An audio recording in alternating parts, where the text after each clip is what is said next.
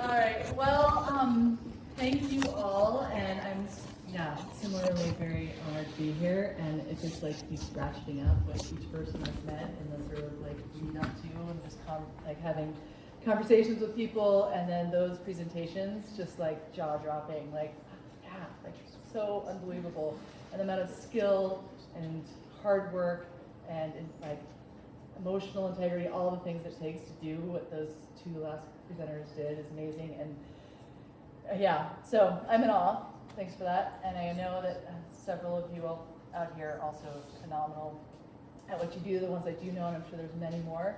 I think I am like Becky said, gonna be pivoting a little bit. I don't know if other people up here notice that I sound loud up here. So yeah, and mics are intimidating. So I am gonna break my rule of reading. I do a lot of public speaking, and it's normally not a big deal, and I was planning on just coming down here and saying the thing, but I am gonna sort of dive into some personal stuff that I can go super tangential if I don't keep myself a little bit online. And also, this is my community, and it's also my ex-husband's community who's part of the story. So I wanna make sure that I stay true to myself and what I'm saying. They're showing me all my cards right up there. In the process it takes. And so, and you know, those sexy lines and all these beautiful things that get us super psyched. And sort of the place that I live and dive into is the internal space. And it's definitely not so sexy most of the time. And it's hard. And so, hence needing some guidance here. So, one of the things in this story is that I really found I was shocked that I felt I was a very strong woman. I, planned this trip, all these things, and then having moments of feeling utter powerlessness. And that's sort of what the story is about, and how sometimes abandoning ourselves happens and how we come back from it. So, there's a lot of different stories that could be told about this particular trip. The magic of the Himalayas, the tricky logistics, the interpersonal dynamics, but ultimately it's about the thread, the one through line of how I have chosen to make sense of the world. It's about the lump in my throat I still feel when memories stir, and shaky voice when talking in public about it. It's about how to hold the Darcy of 10 years ago softly, while honoring the passing years have transmuted some of the pain into strength. It's about the weight I still carry with me in my pack everywhere I go, that's beyond the physical weight of gear. It's about the self-awareness of that load, and ultimately it's about expansion rather than contraction. So, sticking to sort of geographic theme as well, I had been working in the Garhwal region near the Nepali border, and so I was like, hey, let's save some airfare and let's get my husband over here, meet in Delhi, and we'll fly up to the Zanskar region right near the Pakistan border. I had been talking to friends, and then also Micah Dash and Johnny Kops, they had an account, and I think they went in 2007, to a granite tower in the Sulu Valley in the Zanskar that got me really excited, so I started planning the trip. And my husband met me in Delhi, and we headed up there. These are the maps we were working with at the time, so I'm just like, oh my here's the lines, here we go. And so the lines suggest mountains and the ridges, but I never explicitly reveal much of anything. And then the place names and personal accounts and maps and local names all differed. So finding it was kind of like Ouija board style. And so with bad weather, we drove right past the Shafat Fortress. I'm just like, this is a picture on our way back. I'm like, oh, hi, there you are. So we pivoted and we decided to do an obscure 6,000 meter peak instead. And unfortunately, we had packed for like aid climbing, and instead we're on snow and ice. And so you can start to see where the story's going. And it was called Z2. I was able to secure the permits and logistics to the area newly open to travelers, but because it was a disputed territory of Pakistan, we weren't allowed any sort of personal locator devices or radios to use. And then also, because we had pivoted and also the time and place, we were also not too vigilant, but nobody knew where we were. And so other than the cooks that helped us at the toe of the glacier, and they just roughly knew we kind of headed off that way. So we were definitely isolated. So here's what we decided to climb.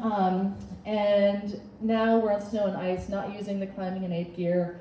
And like we had like little thin mountain boots, like long mountain like PLAs and glacier crampons, and barely warm enough clothing. But we're like, sure, let's try it. And then we had, at this point, so we had very little food and fuel from staying an extra day at our high camp at about 17,000 feet. After my husband was awake speaking nonsense from altitude illness the night we arrived, we knew he was susceptible to it from trips we had taken on the Alaska Range, and this time was not an exception, especially after the exertion of wallowing through like nipple-deep isothermic slush to get up there. And yeah, it was pretty in a sketchy avalanche kind of condition as well. And so with all that exertion, like it was figured it would happen, but then there he was, I was making plans all night long as he was sitting there rambling and doing chain Stokes breathing all night, how I was gonna get him down by myself, and just like totally preparing myself for how to get out. And all I was thinking about, emotionally prepared for, was going down. And then, so it was kind of like very surprising that in the morning when he felt better, he really wanted to just keep going up. And so I have no idea, and I don't remember our conversation or the process of decision making in that time. I would be lying if I did. But I do know that my pack felt heavier with burden when we took off in the middle of the night, the next night, to start going up. And so we got up to about 19,000 feet, which you can just see where this peak on the left is Z2. And so we did a ridge on the backside of that and then got to that kind of flat shoulder, and then the little col right before it starts to steepen up is where we got to, and that's the 19,000 foot section. And so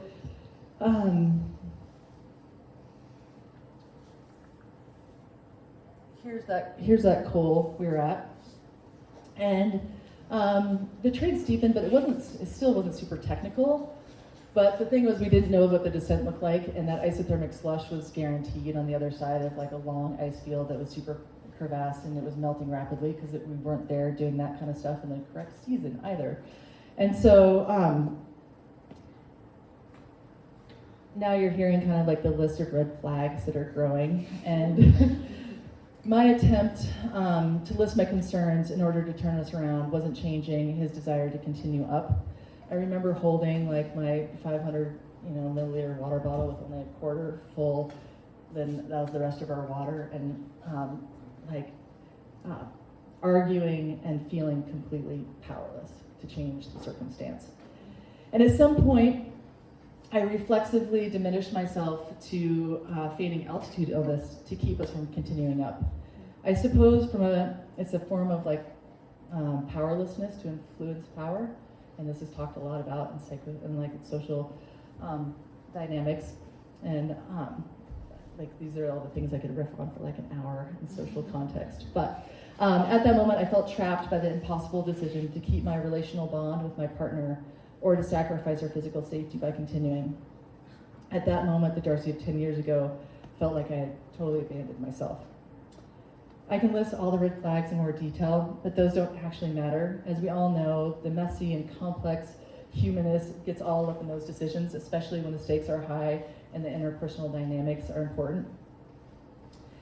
And my husband and my goals were obviously different at that moment, and the facts were not a very useful third-party mediator to direct what needed to happen next. And I have no idea what was happening for him in that moment. It doesn't actually matter, because the long tail of the suffering had absolutely nothing to do with what happened there, other than not his actions, but rather my reaction. My reaction to choose a lie rather than just say no. So, of course, the dynamics do matter, and that's another story, and that's like much longer than 10 minutes. This is it's all the context of my my past, my socializing. The stones I carry could have been different. If the story could have been me simply saying no, I could have chosen authenticity over attachment, but that was not the load I carried up the mountain that day. I pulled things out of my metaphorical pack that I never knew were there until the moment the stars aligned and the thing that was buried deep in the recesses sifted up to the top. Boom. I never thought a lie was in my pack. But there it was, a subconscious strategy pulled reflexively when the facts didn't land, and I valued relational bonds above my own knowing, above my own voice. Wow. I never talk about this stuff. This is hard. It's a lot easier to talk about everybody else's psychological safety than my own. And perhaps why I chose the profession. It is true. We choose the professions that are helping ourselves. Right? My pack is full of little stones from my family, from society, from the 26-year relationship with my ex-husband. The story looks much different now, though, with the memory now filtered through 10 years of life. Experiences including moving 4 times, changing careers 3, 4 surgeries, unplanned birth of my son, miscarriage of his twin, divorce, and the discovery of my strength. Now it looks completely like a completely understandable adaptive strategy. One that allowed me to keep some semblance of safety. Get teary. So. You're awesome.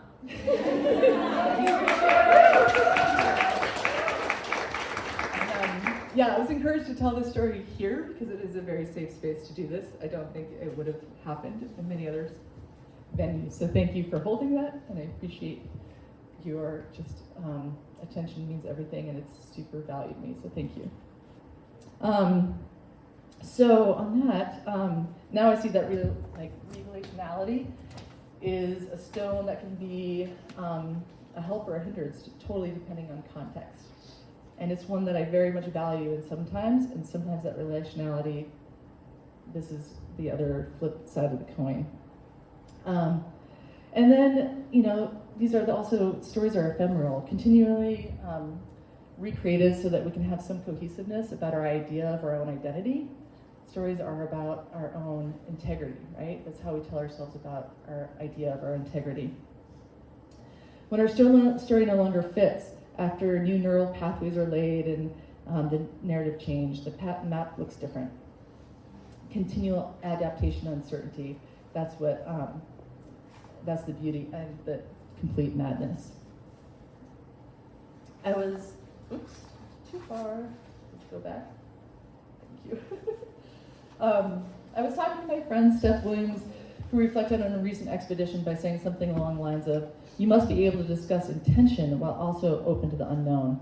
As mountain people, we are choosing experiences where we're continually exposed to novel situations, where we push ourselves and push our comfort zones. We are choosing to be uncertain while simultaneously trying to control as many variables as possible. It's a little bit of a mindfuck, really, to hold both things deeply.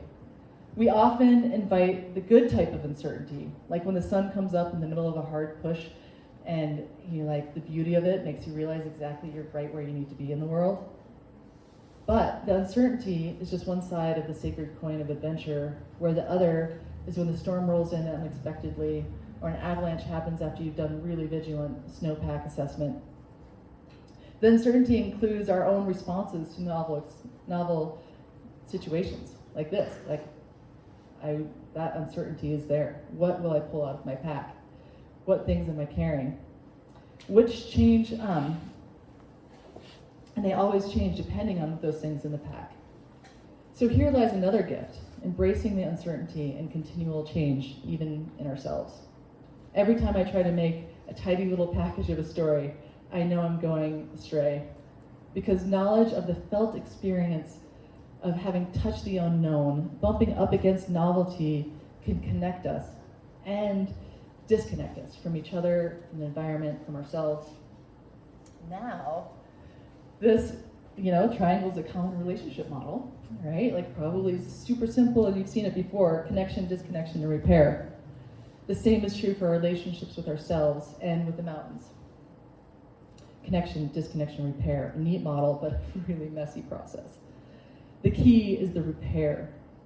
Repair is learning. Repair is surrendering our beliefs about the world and ourselves. It's holding less tightly to the single narrative. Repair is what expands us, and it's really uncomfortable. Allowing ourselves to be changed by this sort of knowing is what we both seek and try to protect ourselves from simultaneously. So finding the sweet spot of growth is the hardest part.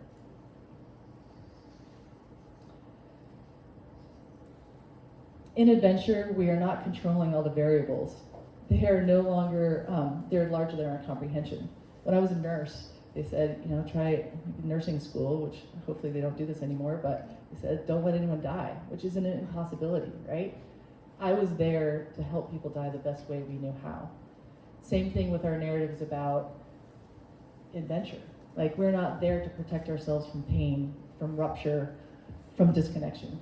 It's how we repair it on the other end when it happens that matters. And so reorienting that goal and then learning the context and learning the nuances, both with the mountains and our loves.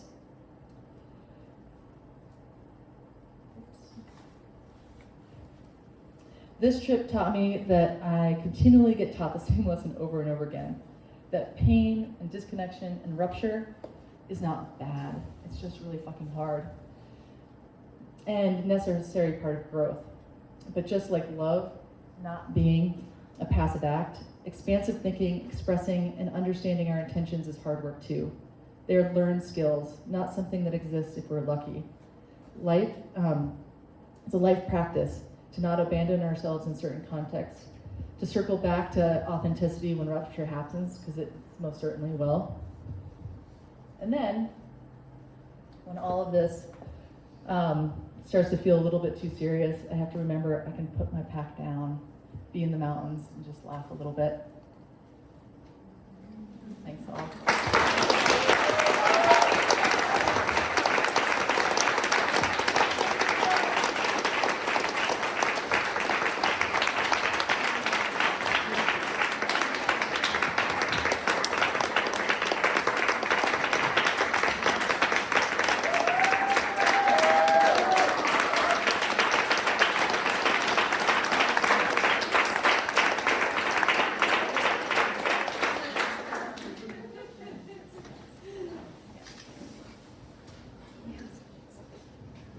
Stand by, technology break. This would be a great time for the internet to go down.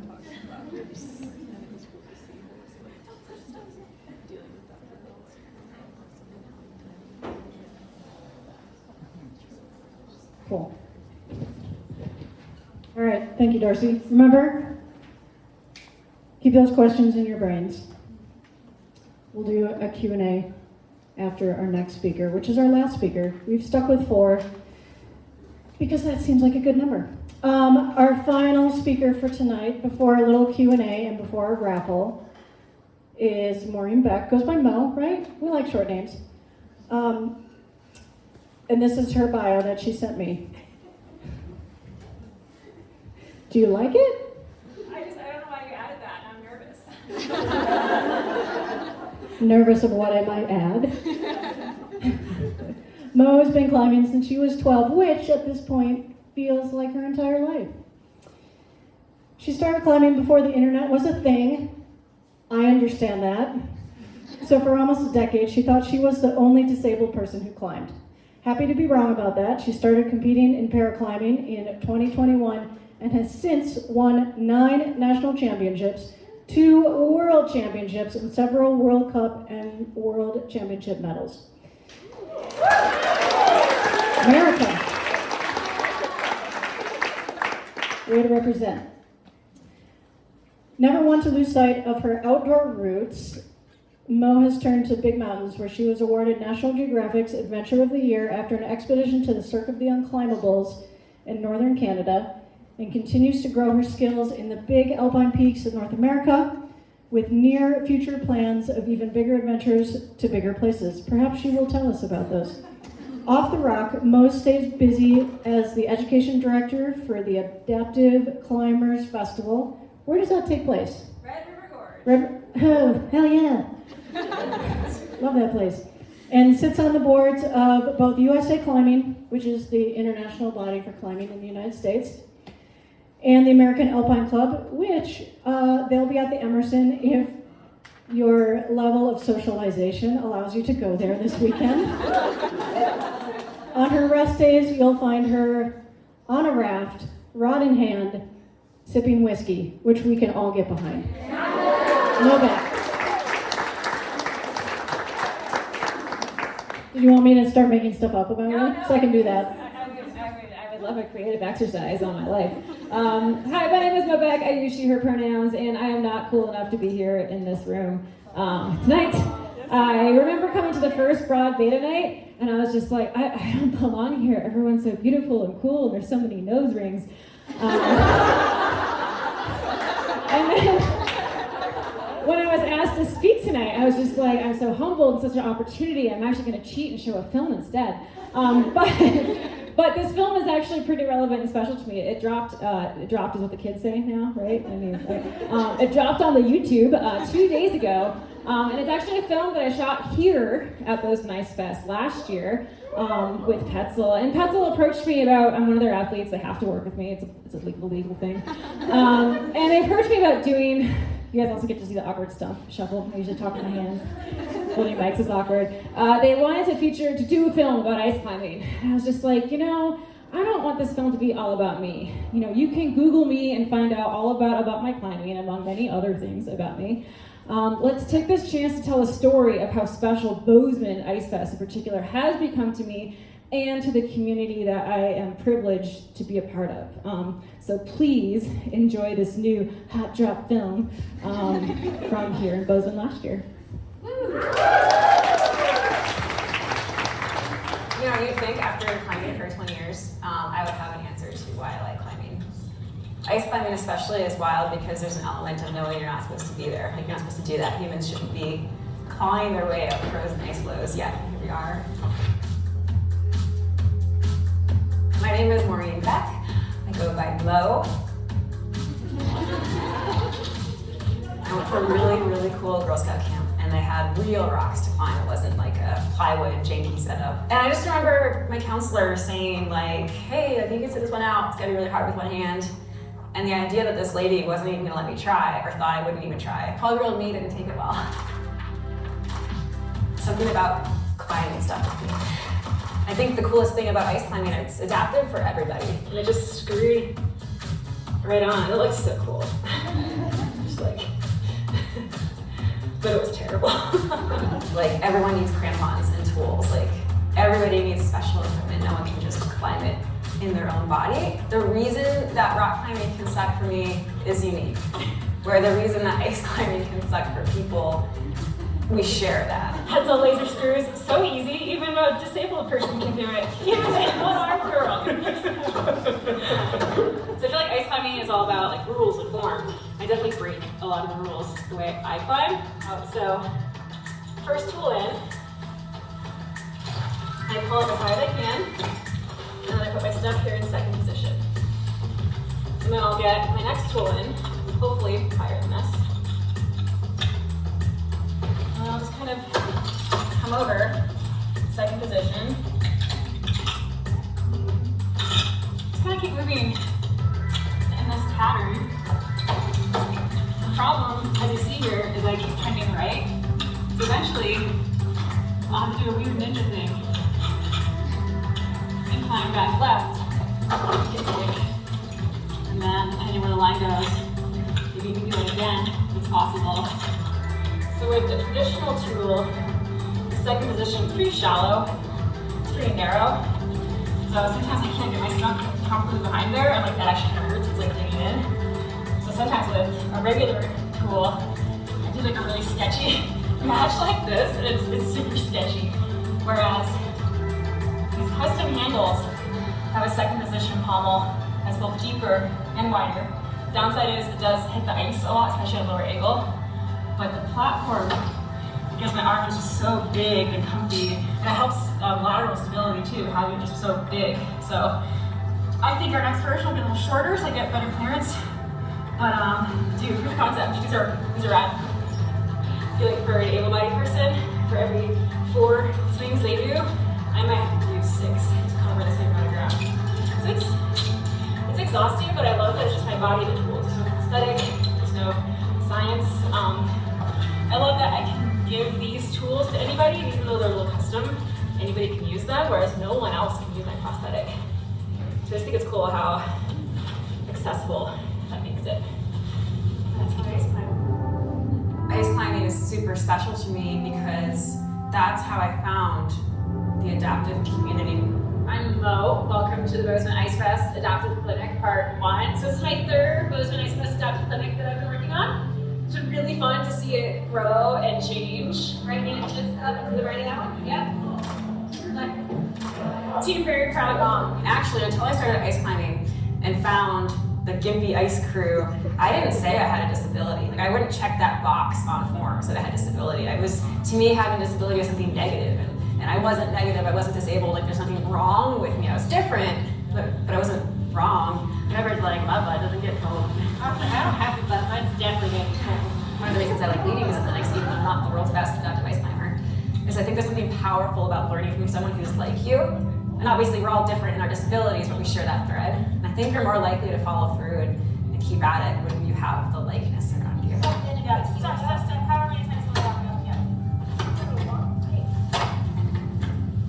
So you want to go all the way through the elbow, lift your shoulder, and really just get some power in there. Most known as the chief bullying officer in our circles. You can always count on him for a little bit of high quality peer pressure. He pressured me into coming out and getting on some ice at the Bozeman Ice Festival, and it stuck. I just keep coming back. We have the unique ability to understand that everyone has like very different struggles. Whatever worries and concerns and fears they have, oftentimes those are mental and not necessarily physically based challenges. They just think that they are. Hiya, Kale. Kick those feet. We have Jono, who leads the adaptive climbing programs out of Mesa Room in San Diego. He's just like me. He's a ringleader. He's a wrangler. He's a gatherer of gimps. I climb with Jono because he has a handicap parking placard. He's lost a leg a while ago. And he's talking with Kale, who lost her leg like, what, 8 months before Bozeman? She's so fresh. And he's like, oh, here's not only how I climb, but here's how I live my life. Having those voices behind me helped so much when I was new and learning and trying new things. Nice, Grace. I thought I was the only disabled climber until I was 20. Like, that's wild to me. It was before the internet, right?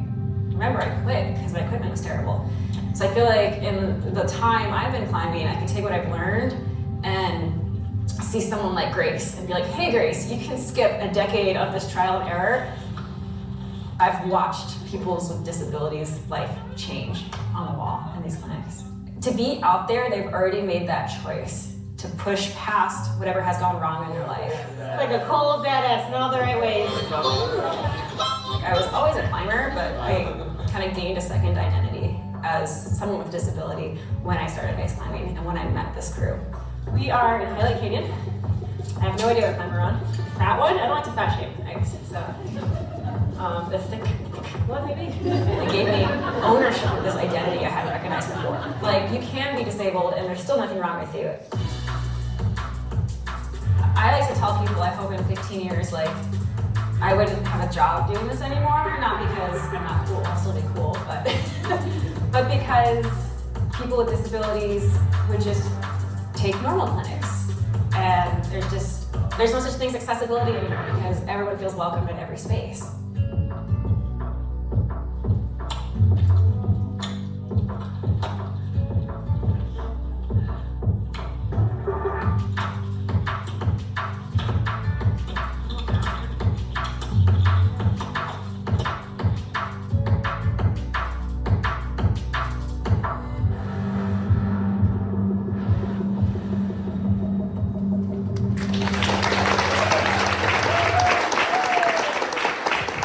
know it's almost 9 o'clock. I hope you don't mind, but I have 37 slides to go through now.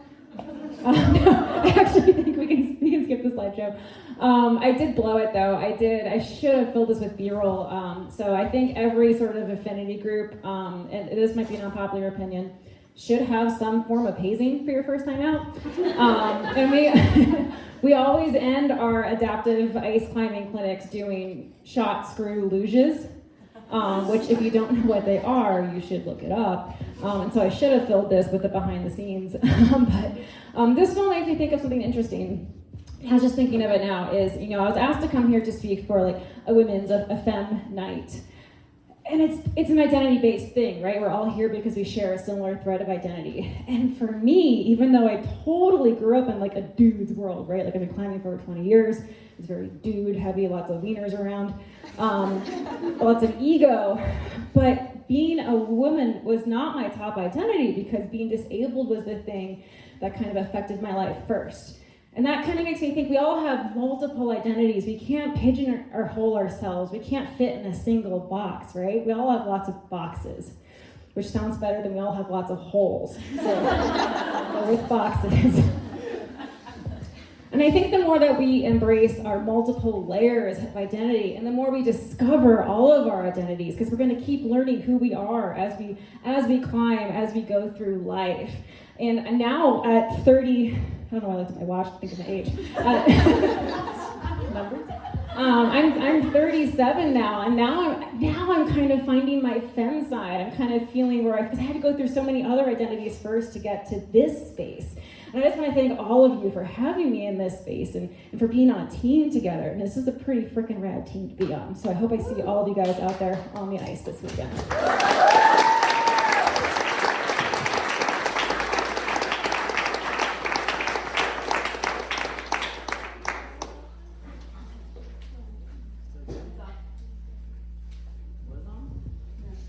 Done now?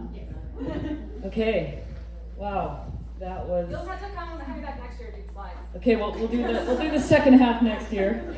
That was amazing. Can't thank all of you enough who spoke tonight. Move to the blue, the square, X. No, I think so much hit me tonight, but I love the theme of surrender. I think the important thing of what we're trying to do here is create this space that's safe, and it's safe to say, I'm all about the power, and I'm all about leading, and I'm all about like finding that in myself and crushing the gnar, and it's safe to be like, tell a story that's, really vulnerable and hard and gripping, and I don't know, I grew up a tomboy, I grew up on the masculine side of the spectrum. And like Mo, I never saw a real need for women's groups and women's specific things, and I just thought, why? Like, why we just survive in the world, we do our thing. And, for me, discovering women in my life who became mentors, and in my generation that wasn't that common, when I finally found them, it was so powerful for me to look up to them, and the goal of finding that and bringing women together, and now I think there's so many differences, and like you said, Mo, it's like, you go through these levels in your life where your identity changes, right? But this is a special thing, and to be in a group and in a place where we can feel safe, but empower each other, and at the same time break down and share what's difficult. That is what's going to change the world.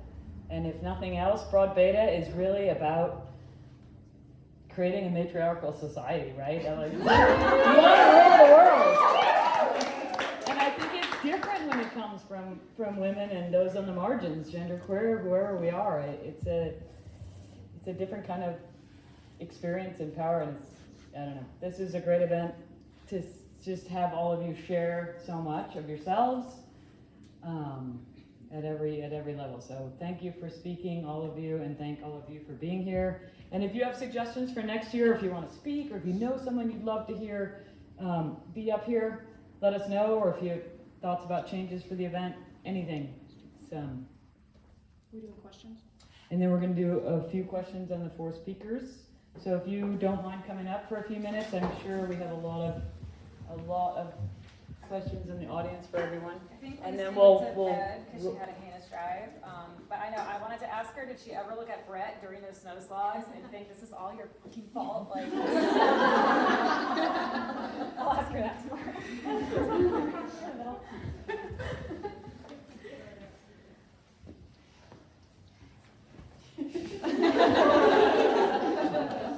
Questions? Yeah. I have a question for Pretty. What's one challenge of adventuring with your partner? I think one challenge of adventuring with Jeff, my partner, is he likes to take over the organizational aspects of things. And I have to really push back, and I've gotten pretty good at fighting about it, but I need to be better about fighting, like, a little more fairly, I think. Do you feel like you can make equal decisions? I mean, do you feel like, it's always challenging to be in a mountain partnership with your partner and maintain both sides and... Yeah, I feel like I'm a rebel, so I feel like it's pretty easy for me to push back. I don't feel like it's always, like, taken as a non-emotional confrontation. I like to say what I want, but sometimes it goes to the emotional level, and no feelings should be hurt. It's just trying to figure out what we all want to do and get it done and try to make everyone happy at the same time. You know, easy things.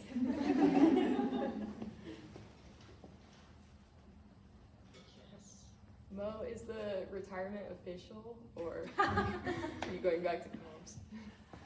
The question was, is the retirement official? And it's a little bit of a joke because I feel like I've retired from comp climbing like 6 times. But as what makes the best climbers is that I just flipped it off my is you're too dumb to quit is what makes the best climbers. So it's a little official. I'll get there. I am done with international comps in the spring. I have what will be my last nationals, and it would be my 10th gold medal, and I will have won all the golds since the incorporation, the start of paraclimbing national championships. And that just sounds too good, right? Like 10, that's a nice number. Don't let the kids take over. But 2028 Paralympics is kind of this like carrot dangling over my consciousness. And we were supposed to find out in October, then December, and I just found out yesterday the decision's been pushed till March. 2028 Olympics are home games, and it would be the first for paraclimbing, and that's a real hard thing to pass up. So I'm actually in a little bit of limbo I haven't just been like, I'm drinking a little more now, but I haven't totally cut loose on comps are totally over. I'll let you know in March, how about that? This is a question for all of you. What makes you feel strong and like proud of your strength? When I can do something that I was afraid of. One line. I'm not sure how to top that. Karaoke, I'm terrified of it.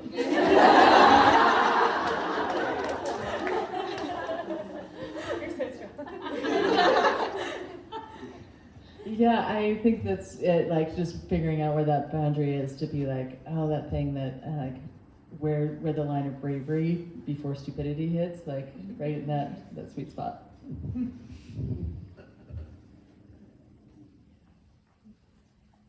Darcy, I met one of my dearest friends in the world here at Ice Festival about 5 years ago, and that's Elizabeth Moore. And you are a sister because she is a sister. And I would love to know if your writing is available anywhere, because your words are some of the most impactful I've ever heard in my life. Wow. Thank you. That's huge. I really appreciate that. So if you're not ready yet, please do. Thank you. I'm not writing. I'm writing lots of papers about differential diagnosis right now. As soon as I get done with that, I will get to the other part. I'm less interested. Maybe raw data 25 will be happy. have to have your book here? Yeah, maybe I can speak without crying about it too. No. Actually, after the birth of my son, like I cry at the drop of a hat, so that's kind of as per normal now. So even about all things.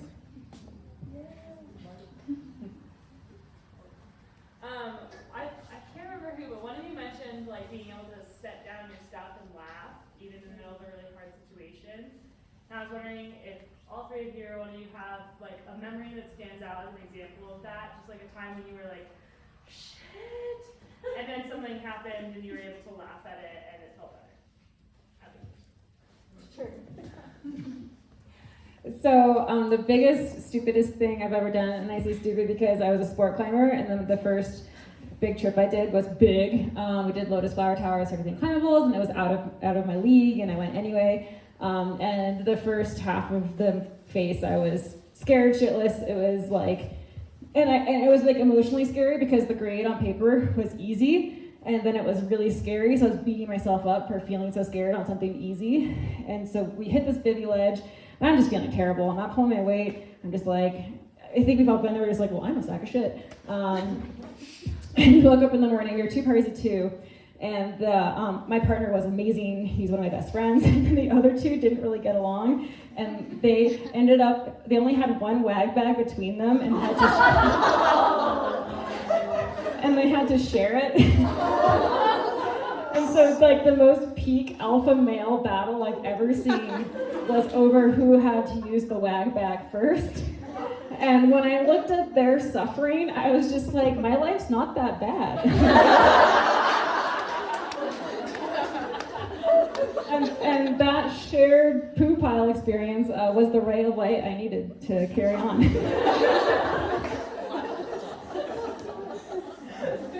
Sorry, pretty.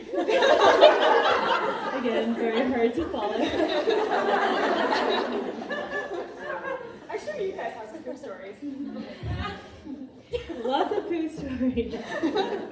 Mostly taking pictures of partners taking poops. It's always a good laugh. Let me think. Do you have anything? I'm kind of blanking.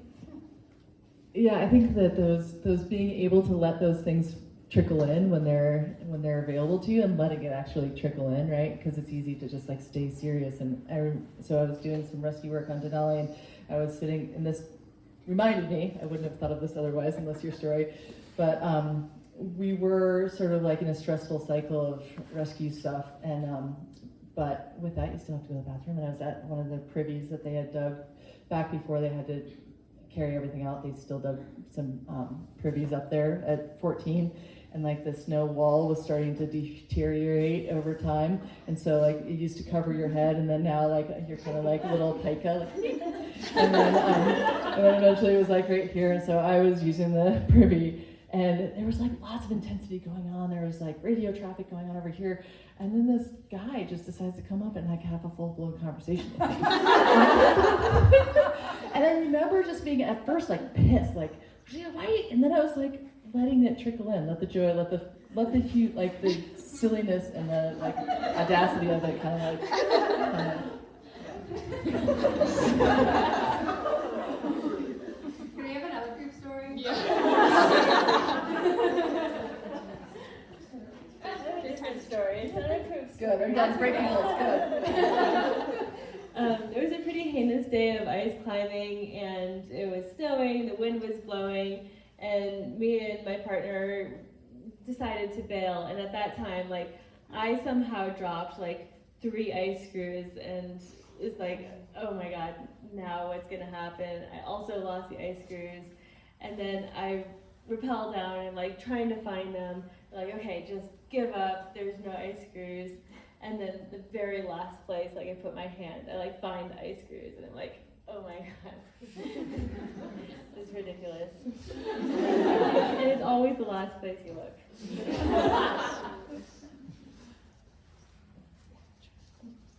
Darcy, you said you have a kid. I'm not sure if either of you do. But question, because I'm a mom too. And what's something that you can do with your kid that gives you so much joy that might be really different than the joy you get from doing something really badass in the mountains. Like you have this little person that's delicate and can't be as strong as you, but something you can still do with them that fills you up with joy. Am I the only parent? Yeah. Oh my gosh. I mean, I think the thing is they just bring so much, like, distill you down to being present, right? And so that in itself brings the joy for me, right? Like, it doesn't have to be anything. It can be looking at the most mundane, and it just, like, brings you back to sort of, like, the most essence of, like, being right here, right now. And I wish I could actually translate that more consistently to the rest of my life. And that relationship of being present has taught me so much about how to be in the rest of my life. So it's not that I'm trying to bring sort of the sensation of the mountains in. I'm actually trying to bring the things he's teaching me out. Oh.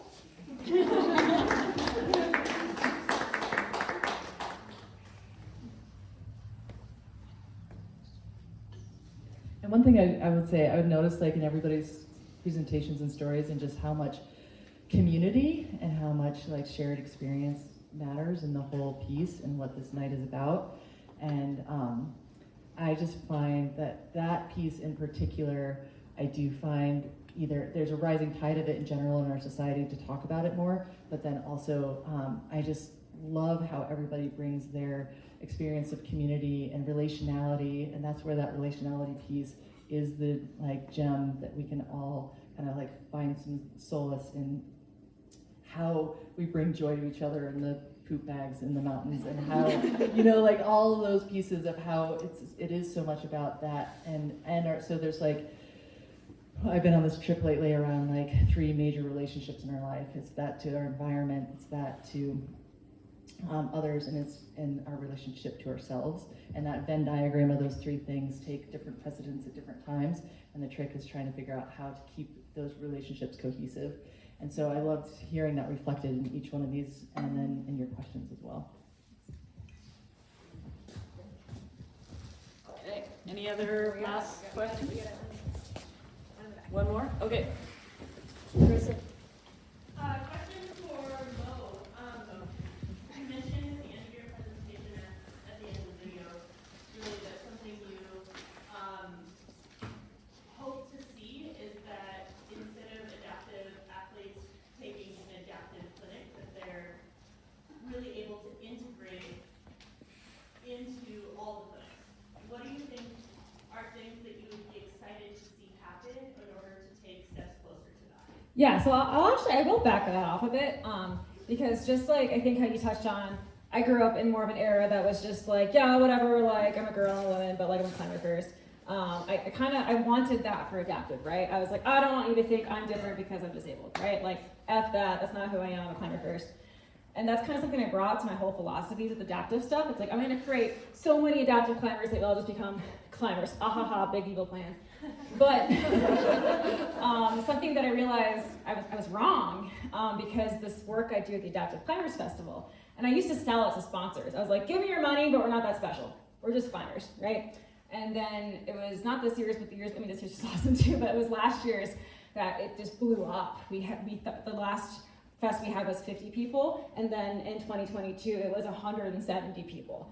And I was just like, I think this might actually matter more.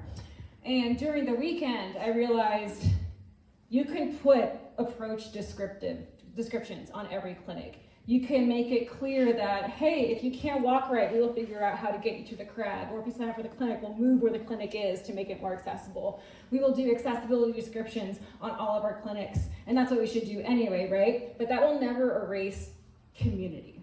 That will never erase being around people who, even if they're different than you, they've still gone through something similar to you. They've been different. And something I always say is, it's so exhausting to be the only special person in the room. It's cool, right? You're special, you stand out, you have a story. Like, I'll be honest, it's probably why I'm a professional climber, because I'm different. But it's exhausting. And when you're in a room full of special people, all of a sudden, no one's special anymore. No one here tonight, for one of your identities, is the only one of you in this room. That's why you can relax a little bit and have some fun. And so while I do hope I work myself out of a job, and I already am, this French girl DM'd me like 8 years ago, and she's like, how do you tap your stump? I would like to rock climb. She now climbs so much harder than me and kicks my ass at all the comps. and the feeling of not being needed is so beautiful, and that's something I'm chasing. And I feel like I didn't quite answer your question when you set me off on this rant. And I guess my point is, yes, there's so much we can do to be more physically accessible, more emotionally accessible, more gender accessible. But at the end of the day, I do think that affinity and identity spaces will always have a place because we can feel it right now. Why in this room?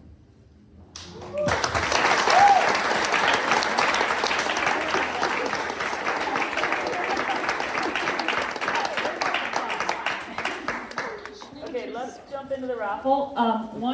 One thing first, we're gonna throw out a few little items here, and then we'll call the raffle. Find your inner wildness. Who wants to write a story for Broad Beta? All right, you're on. Yeah, you gotta write a story though. Okay, got you, Becky. You go. Got you. You're hooked now. You got a story. Everybody's got a story. Anyone want a chalk bag? I don't see any hands. Nobody wants a free chalk bag? Gotta be quick. There's a hat. Here's a shirt. There's another hat. This thing is this cool, like, bear spray holster. Oh. Okay, we're wrapping. Okay, nope. Okay. What is our first prize package, Laura? Hey folks, I know this is why you all came for free stuff. The food that we feed you, the alcohol we give you, and all the free gear. So, our first prize package is, what is in this package first? Okay, we've got a blue ice backpack. We've got a pair of gloves. Oh, we've got this sick Nerona piece in my favorite color. And just so you know, Nerona is this cool company who is really environmentally aware. Is anyone listening? Okay, cool. Just pull the raffle. The first ticket to win this sick prize package is 839094. 094. Oh, I think someone wrote their name on it. Abby Elsmo. It's a hyphenated name. Oh, Catherine. We'll surprise her when she gets back.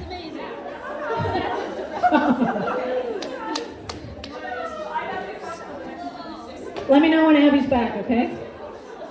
She should not be penalized for taking a pee. The next prize package, folks, here we've got a down puffy because you can never have too many. We've got another backpack.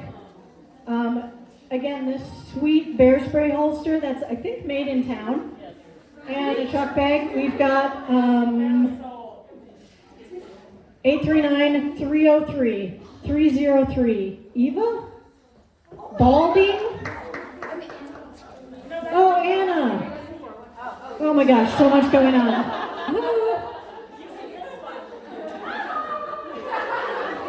839-303. Is the last name Balding? Balding, I think. Is that correct? Did I say it right? Do we have a matching ticket? 303. Okay. You guys are acting like you don't want free stuff. I don't know. Next package, we've got a sweet, another backpack. The theme of the night is backpacks. Mountain equipment, some crampons, pointy things for your feet. We've got a Montana Women's Climbing Festival entry, which is great. September. Mark your calendar. Oh, I like, this person gets rewarded for doing this to their ticket. Like the little crumple. So it floats to the top. 839029. Yeah. Oh, that's the tip for next year's raffle. You crumple your ticket so it floats to the top. Okay, I think we've got a couple more. Way to hang in there. Chances are good that you can win. We've got a rock climber package. Oh my gosh, free rock climbing shoes, training tools. We've got a couple day passes to Spire. We've got a bucket where you put your chalk. That free pair of shoes, man. Shoes are not cheap these days. That's like 200 bones right there for free. 839-100. 839-100. Yes! If you're not a rock climber, you are now. Hell yes. Oh, yeah, if you're an ice climber, rock is easy. We've got a sleeping bag next, which is sweet. That is a great score and a hat. Sleeping bag by Mountain Equipment. They're a cute little British company. 839-195. 839-1905. Heck yeah! All right, you're sleeping outside tonight in your new bag. Awesome. Is this the last one, or we got one more? Last one?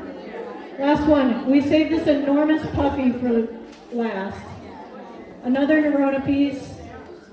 Giant puffy. If you don't win this, guess what? We sell it in the back. In this color. Isn't it nice? I picked it for the store. It's beautiful, Becky. Ooh, this one is coveted. And we've also got a pair of shoes, free pair of Ultra shoes. Again, if you don't win them, I got them here. 839-293. 839-293. Yeah. All right, great, Nina will use this. You all better be using this gear, by the way. Get yourselves outside. Jeannie, do you need to say anything? Oh, we got some, who needs a chalk bag? You have lots of gear. Don't try to fool me. All right, friends. Thank you for spending your evening here. Come and see me at the shop. I'm here too much. Have a great ice festival if you're getting out or going to the Emerson. Be sure to recharge your batteries at home. Sit in a dark room, drink some tea. Yeah, thanks for being here, guys. We'll see you all soon.